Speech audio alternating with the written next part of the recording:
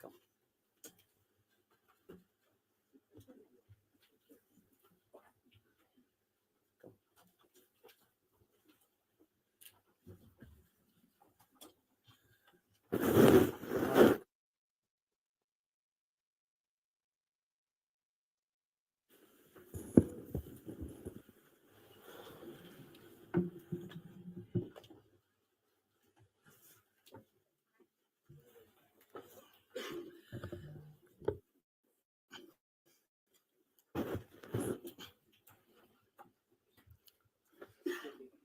Use.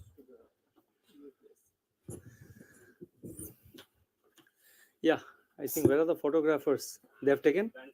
Already done? But I was looking down. It's okay. Thank you. Sir, so we may start, sir? Are there less number of people today? Or is the 24, sir, same number. Maybe it's a bigger hall, that's why it looks different. No, maybe in future, if we are doing it here, we could consider that. But please go ahead. Sir, thank you, sir. So hello and good afternoon. Welcome to this post-monetary policy press conference in this new setting.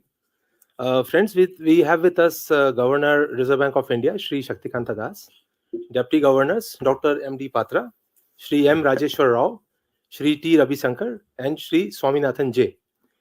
We also have with us Executive Director, Shri Dr. Rajiv Ranjan, and other colleagues from Reserve Bank. To begin with, I would request Governor Sir to make his opening remarks.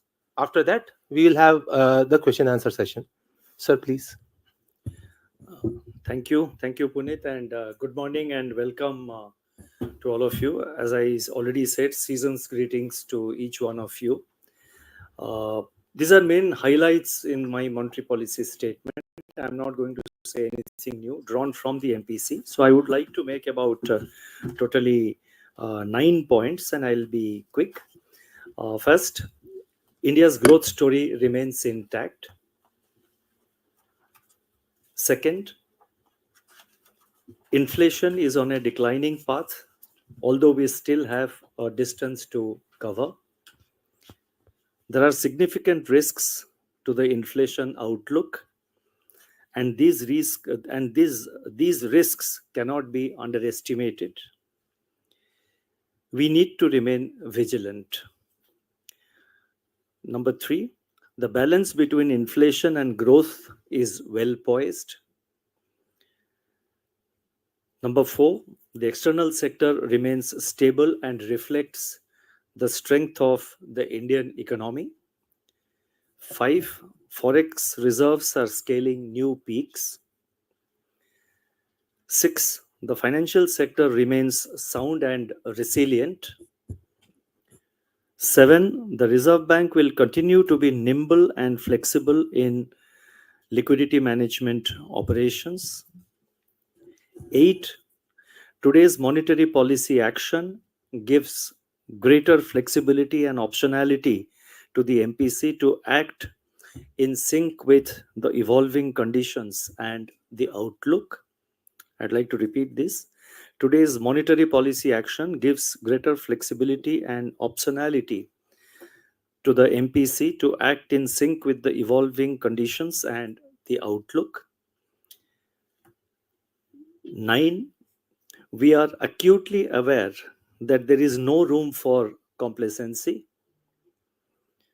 especially amidst the rapidly evolving global conditions which encompass geopolitics, financial markets, and commodity prices.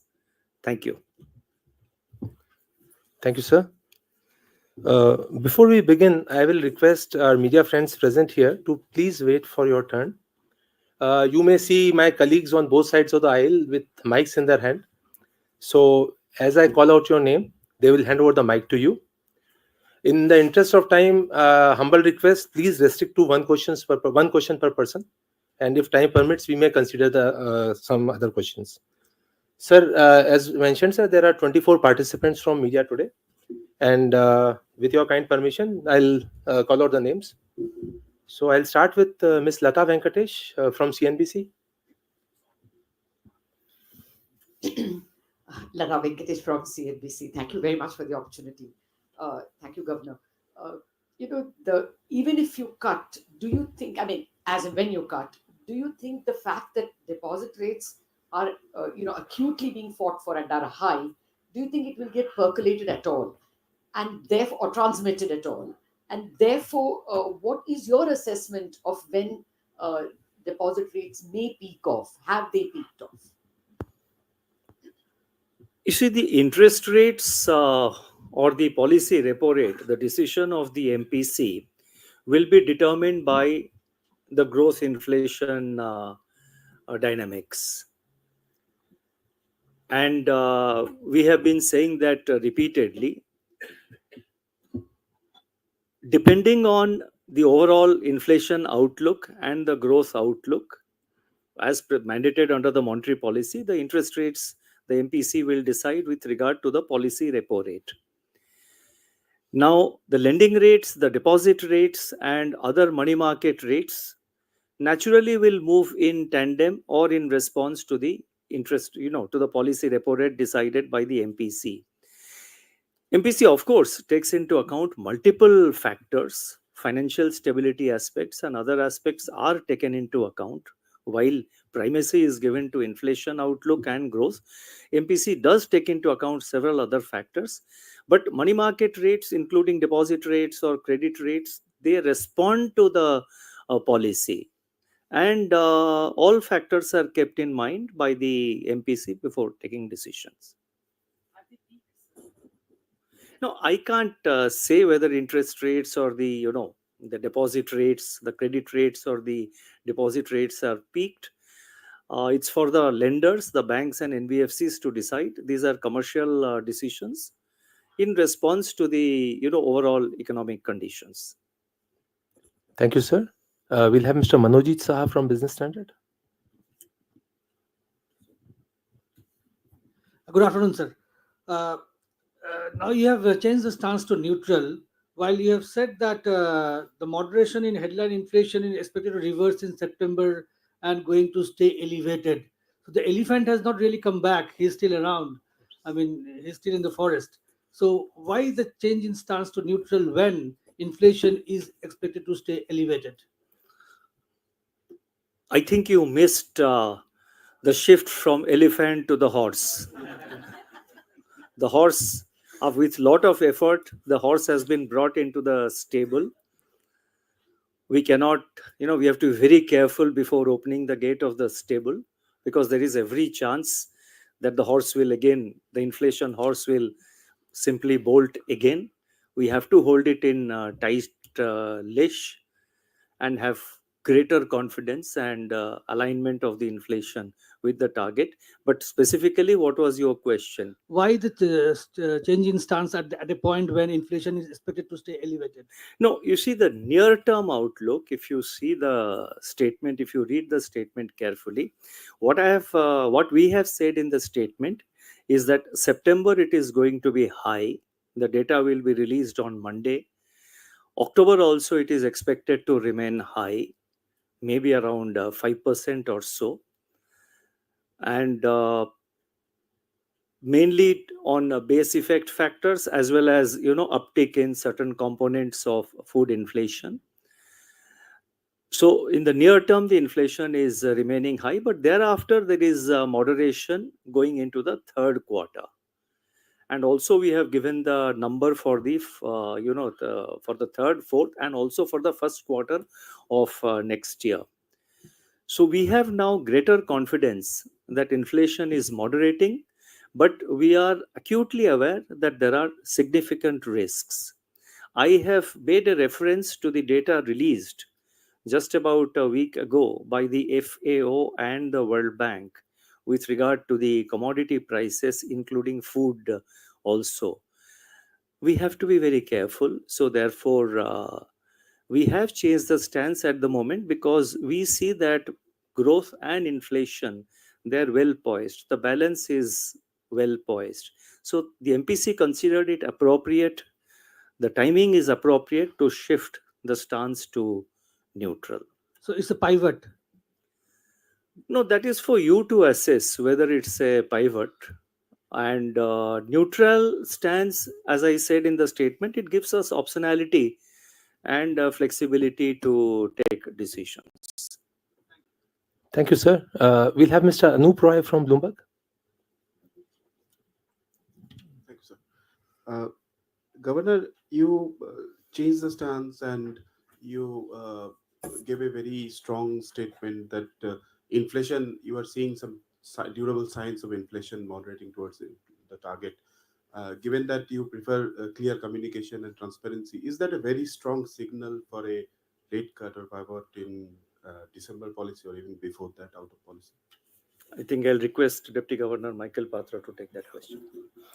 So you should just assess the stance by itself, independently. So we will, as Governor mentioned, we will like to see off the near-term hump in inflation, which we all our projections suggest is going to happen. We want to see it off carefully before even considering the next move. So our whole attention is now focused on this near-term hump. Thank you, sirs. Next, we'll have Ms. Swati Bhatt from Reuters. Thank you so much, sir. So I just wanted to understand, India is now included in all the three emerging Just markets. keep it a little closer. Okay, is this better? Yeah. Governor, I just wanted to understand. So now India has been included in the FTSE Russell Index as well. We already were included in the JP Morgan and Bloomberg Index. To what level are we comfortable in terms of these foreigners owning government bonds? Is there a comfort level that the RBI has? If you can just briefly explain that. Thank you. I think you can reply. So the current the holding of government bonds by foreigners is just about 3%. So even the question of what is the sustainable level doesn't rise. Even under the various routes, it's very, very low. For instance, under the FAR, it's just about 5.5%. So we will wait for these numbers to get to a decent level before we take a view. Thank you, sirs. Next, we'll have Mr. Ashish Akashe from PTI. So why have you retained the growth target at 7.2%? And what you are estimating that the second half there would be an acceleration in growth. Why are you expecting that to happen? So I think I have explained it in my statement. I mean, the drivers of growth, the critical drivers of growth, that is consumption and investment, they continue to be quite stable. Private consumption, we saw in the first quarter data, was far better. And investment also, the numbers are looking good. And private investment is showing signs of pickup. In fact, going by the investment intentions of the corporates, given their deleveraged balance sheets, the government capex, going by all signs, I think private capex as well as the government capital expenditure is also doing well, and the services, services sector is also continuing to do well. And further, agriculture is going to provide a big boost this time, not only on the supply side, but also to consumption demand in the rural sector. The monsoon southwest has been very good. Expectations of a good, the expectations of a good Rabi output are also fairly strong, thanks to high reservoir levels and the moisture conditions of the soil. So rural demand is expected to maintain its momentum.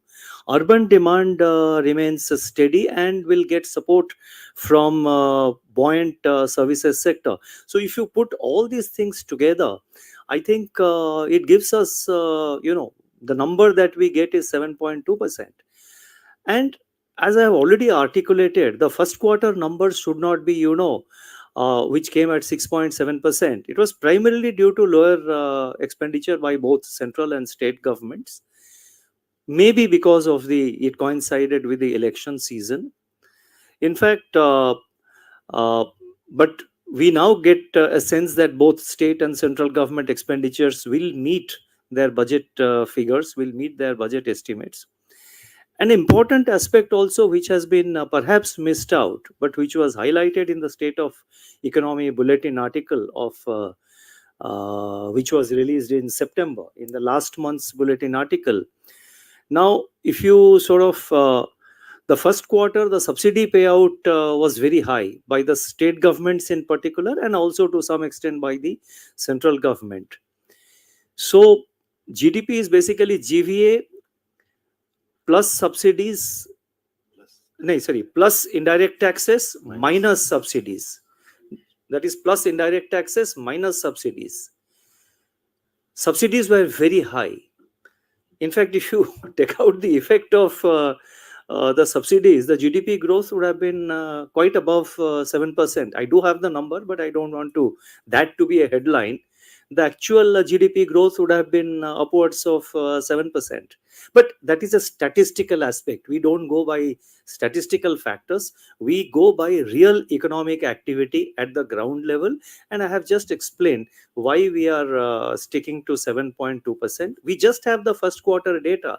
Second quarter data will come only in the end November. Second half of the year is just beginning. And our sense is that the growth is maintaining its momentum. So that's why we are sticking to 7.2%. Thank you, sir. I would now ask Ms. Sangeeta Mehta from Economic Times.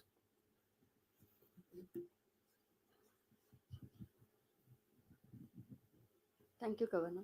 So, the feedback that we get in our conversations speaking with NBFCs is that the credit to GDP ratio in India is still very low. So, in that context, the observation that RBI has made that there is a push effect rather than the actual growth. How do you arrive at this? I mean, it's quite. Is it because that there is a huge, substantial rise in NPA? There is a, or is it that there are some other findings that RBI has?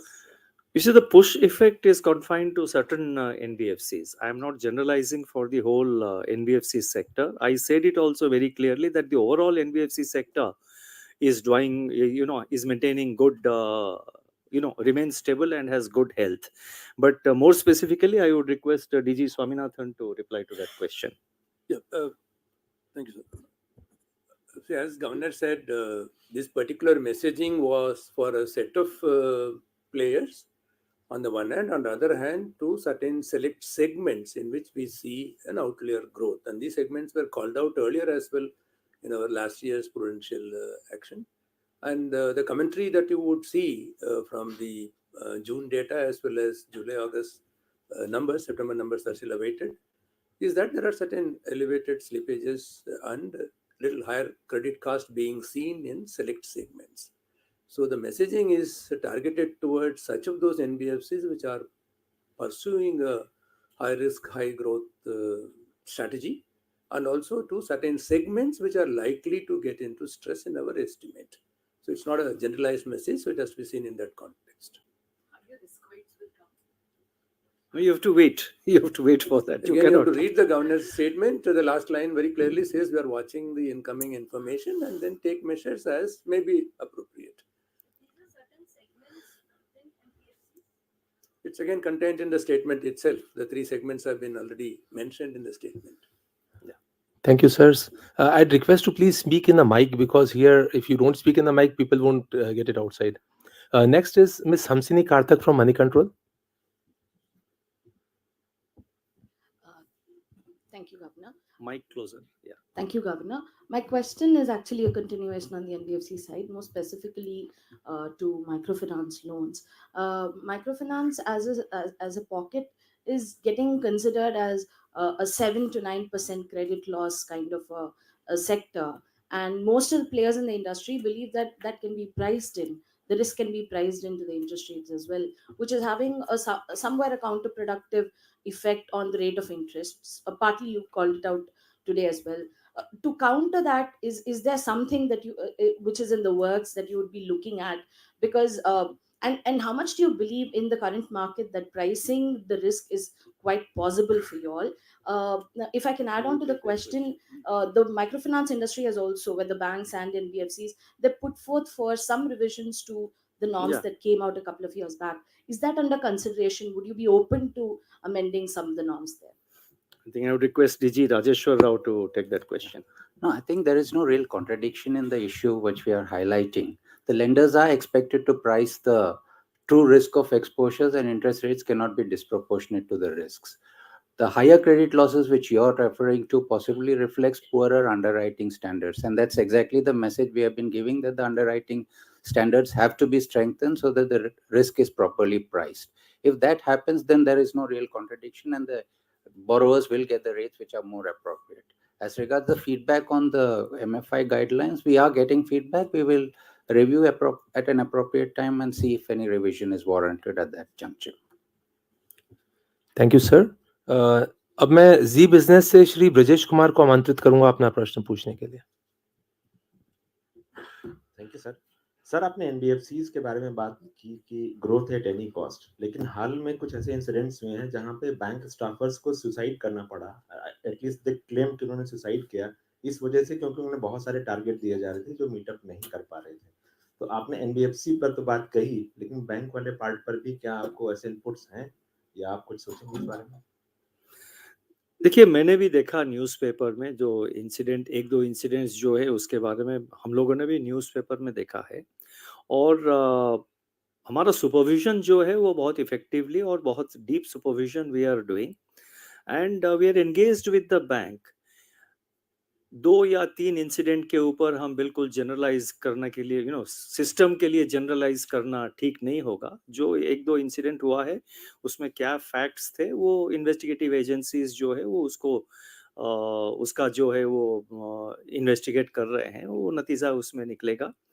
लेकिन 2 या 3 cases में आप generalise नहीं करना चाहिए. और उसके साथ साथ मैं ये भी कहना चाहता हूँ कि हम बिल्कुल जो फेयर प्रैक्टिसेस कोड है, रिजर्व बैंक का जो फेयर प्रैक्टिसेस कोड है, जिसको कि ना केवल एनबीएफसी बट बैंक्स दोनों को फॉलो करना चाहिए, वो किस हद तक फॉलो कर रहे हैं, इंडिविजुअल एंटिटीज या नहीं कर रहे हैं, उसको हम रेगुलरली मॉनिटर करते हैं. और जहाँ जहाँ हमको कुछ कमियां दिखता है, हम वो जो रेगुलेटेड एंटिटी है, बैंक हो या एनबीएफसी हो, उनके साथ टेकअप करते हैं. और पास्ट में अगर देखेंगे, हमने कई सारे एक्शन भी लिया हुआ है, इंक्लूडिंग मॉनेटरी पेनल्टी लगाया है, और उसके साथ साथ कई केसेस में बिजनेस रिस्ट्रिक्शंस भी हम लोगों ने इंट्रोड्यूस किया है. धन्यवाद सर. अब मैं now I ask Siddharth Upasani from Informist. Thank you, sir. Afternoon, Governor. A fall in global crude oil prices was really helpful for bringing down inflation post 2014 when the framework was adopted. In the MPR, I think you have reduced the assumption for crude oil from 85 to 80 for the second half of the year. But has it become now, in these circumstances, in these new global dynamics, has it now become more difficult to rely on crude oil prices to bring down inflation domestically? And has it become a lower, smaller consideration in interest rate decisions? And this is the second one regarding the MPC external members. You're part of the selection committee. Was there any conscious effort from the selection committee to look beyond experts in macroeconomics, inflation, interest rates, and monetary policy? Thank you. No, I cannot comment, or I would not like to, mention about the deliberations of the Monetary Policy Committee. These are internal deliberations of the committee. It would not be appropriate. It will not be proper for me to, to comment on the internal deliberations of the Monetary Policy Committee. And the recommendations of the committee go to the ACC for approval, so it won't be appropriate. So I will not comment on that. With regard to the first part of your question, I would request Deputy Governor Patra to take that. Okay. Thank you, Governor. So if you've noticed in this current period, the oil price went to 70 on a certain day, and now it has come down to 80. And you rightly observed that we have changed our assumption regarding crude oil in the MPR. But if you look at a more medium-term perspective, you'll see that the outlook for crude oil prices is actually softer than it is today. And the reasons are that, one, OPEC Plus is planning to restore production cuts in a phased manner through 2025. Then the International Energy Agency estimates that the demand for crude oil is actually softer than it is now. The third thing is that increasingly renewables are gaining a greater share in electricity generation and power and all that. So all these factors make out for a softer outlook on crude oil. Thank you, sir. Mr. Mayur Shetty from Times of India, you have a question, please. Governor, last year when you paused the rate hikes, you had made it very clear that that's a pause and not a pivot. This time you're leaving it open. You're saying that you're not commenting on whether it's a pivot. But at the same time, there is the stance has changed to neutral. So how do we see this? Is this a baby step towards easing, or is this completely independent from rate action? No, you see, today we are in a position. I think I replied that I said that in reply to another question from Monojit. Now the growth and inflation. In fact, I have said it in first part of my statement also, that the fact that growth inflation are well poised goes a long way to show that monetary policy framework, the FIT framework, flexible inflation targeting framework, is working and has proved its mettle. Now, in such circumstances, when both inflation and growth are well balanced, there was no point in continuing with. There was no justification to continue with withdrawal of accommodation. We have achieved what we wanted to achieve. Now the future path is full of uncertainties, which I have listed out, and these uncertainties and the risks cannot be underestimated. And while we have, again, I'm repeating myself, that we have given the projections, while we have greater confidence that inflation is moderating, but considering the significant risks that lie ahead of us and which are staring at us, it will be inappropriate, it will not be appropriate to specifically sort of talk in terms of timing of a rate cut. We have to be very careful about opening the gate of the stable. Thank you. Thank you, sir. Next, I'll ask Mr. Ankur Mishra from ET Now. Thank you, sir. Sir, last few policies, there were warnings on banks too. This time you have given warning to NBFCs regarding the specific cases which you may have observed. I want to understand that with the actions which were taken by Reserve Bank of India and also the warnings which were given, has the desired result been achieved so that this time there is no mention of bank? And overall also, what is your assessment that yielded results have been found by the regulator, which was warned by you earlier? And also, sir, another thing, don't please consider as a question.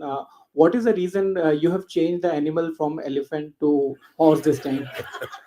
The reason for shifting from, it's not a shift. The reason for earlier I used elephant, this time I'm using horse. The reason is that it's a war against inflation. And in a war, elephants and horses are used historically. Thank you. I think DG Swaminathan can take the main question. So, thank you, Governor. No, Arjuna will come when there is a requirement. Arjuna, with his Brahmastra, with Narayanastra, or the various astras that Arjuna has, will come back if and when necessary. But at the moment, we remain unambiguously focused. I have said that. But on a serious note, I think DG Swaminathan, please. Yeah, thank you, Governor. See, as regards any regulatory or supervisory action is expected to have the intended impact. And as we have seen in the past as well, that the institutions do respond to the messaging that we do. So that way, whatever steps that we have taken, whether it is regulatory, prudential or proactive measures or supervisory actions that we had initiated, all of them had a good effect and also a demonstrative effect in terms of the rest of the industry also falling in line with the regulatory guidelines. So we have no doubt on that effort. But that doesn't mean that we can be complacent. So we continue to remain watchful, and we, through both our on-site examinations as well as off-site data analytics, we keep watching the behavior of various institutions through various segmental actions. We will take steps that are as may be necessary.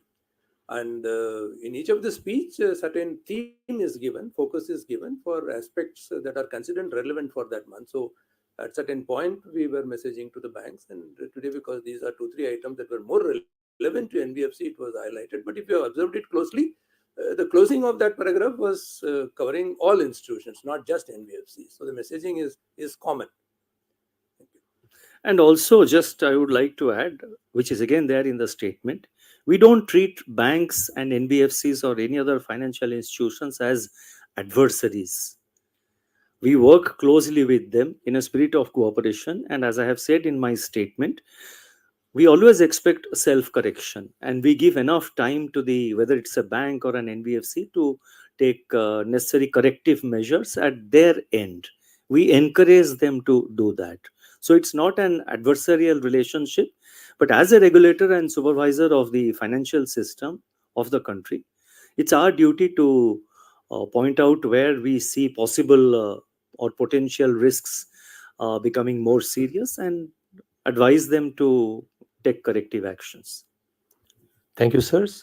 Next, I'll request Mr. Sachin Kumar from Financial Express. Sir, good afternoon. Recently, recently RBI came with this circular saying that many there was irregularities in disbursement of gold loans.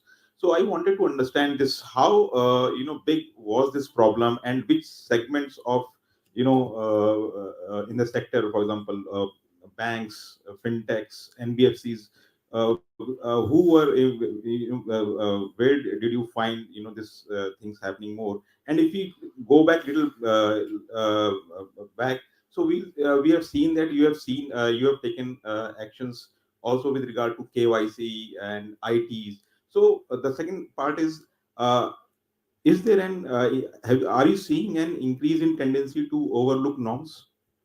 I think Deputy Governor Swaminathan can take that. Yeah, see the gold loan circular that you are referring to, Yes, draw the mic closer. Yeah.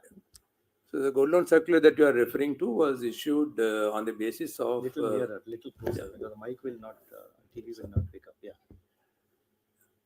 See, the gold loan circular that you are referring to was issued after extensive on-site examination of various financial entities across the spectrum, and also on the basis of the data that we had collected through the off-site data monitoring systems that we have. On that basis, we had observed certain deficiencies in the conduct of gold loan portfolio. So I think the details are already available in the annexure to the circular. So there's nothing more that I can add to other than what has already been mentioned in the circular. And this has been a messaging to all the other participants to set right their policies, processes, and we have given certain time frame within which we expect them to set right these deficiencies, and we will examine it in due course to see to it whether there is a adherence to the guidelines as expected. The second part of your question, that whether there is a tendency to overlook regulations, but I don't think so. It's not something which is widespread. These are observations that are relating to a few institutions. So we engage with them bilaterally, and we will take supervisory action on those entities on a bilateral basis. But this messaging is for the rest of the industry is more has to be seen in a generic term, and not to be construed as overall non-compliance. These are certain outlier behaviors that get highlighted through these instructions. Thank you, sirs. Next, I'll request Mr. Ben Jose to ask his question. Good afternoon, sir. You have said that the growth rate is robust and there is no risk to growth. But the latest PMI numbers, both in service and manufacturing, it shows a steep deceleration from the services is at 9-month low and manufacturing is at 10-month low. Still in positive territory, but then are you taking this as just a one-off, or and the outlook of the industry is also negative for getting new orders? So is it a one-off, or why your growth outlook remains robust and retain the rate, but there are ground level indicators showing the other way? You see, at any point of time, there will be push and pull factors. There will be factors which are where the activity, economic growth may be slowing down. There are areas where the economic growth will be faster. It's a mixed bag at all times. We have to get the overwhelming sense, the overall sense we have to get. And even the services PMI or the manufacturing PMI, they are still at highly elevated levels. And I think probably the PMI numbers of India globally are the highest among all countries. I think 56.5 in manufacturing and about 57 point something in services. They're the highest in the world. They're still quite elevated. They're still very much in the expansion zone. So therefore, there is, I think we should not, based on just one number, we should not overlook so many other positives in so many other aspects of the overall economic activity, the overall economy. Thank you, sir. And sir, with your permission, last two questions. Yeah. We already. Thank you, sir. So I'll request Miss C. Prarthana from Akashvani to ask her question. Not come.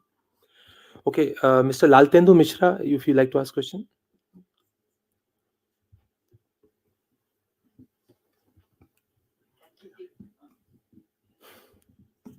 Good afternoon, Governor. What is the additional risk we are expecting from the geopolitical tension that is escalating in the Middle East?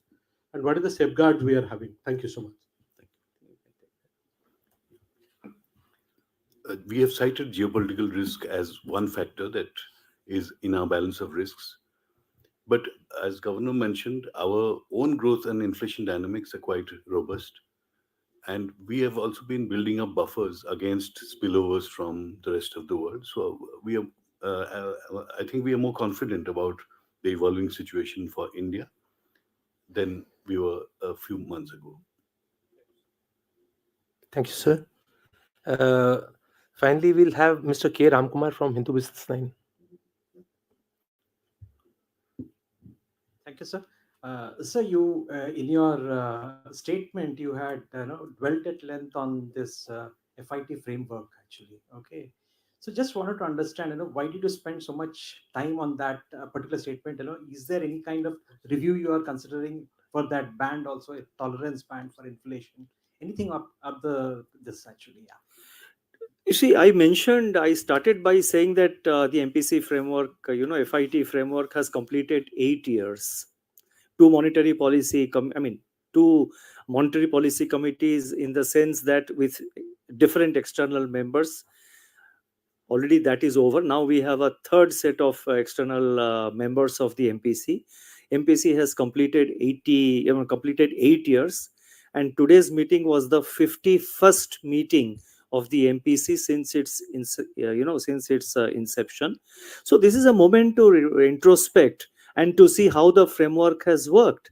And I said that the framework has worked very well at during the periods of the multiple shocks that we witnessed, and even it has worked well during different interest rate cycles, and it has proved its strength, it has proved its mettle, and it should not be linked to any review or anything of that kind. It was just a moment to introspect, look back and assess how the system has worked, and the system has worked, I think, very well. And we have been able to respond to multiple challenges. I think I would say that we have responded reasonably well. I am qualifying my statement. It has worked reasonably well, and it gives a satisfaction to us. Sir, one final question, please. Ms. Pallavi Nahata from NDTV Profit. Pallavi Nahata from NDTV Profit. Yeah, please. Yeah, sir. Thank you for the opportunity. So, you did talk about how it's a mixed bag in terms of high frequency indicators. There's a chance that the current deacceleration we're seeing in some of them could possibly be seasonal.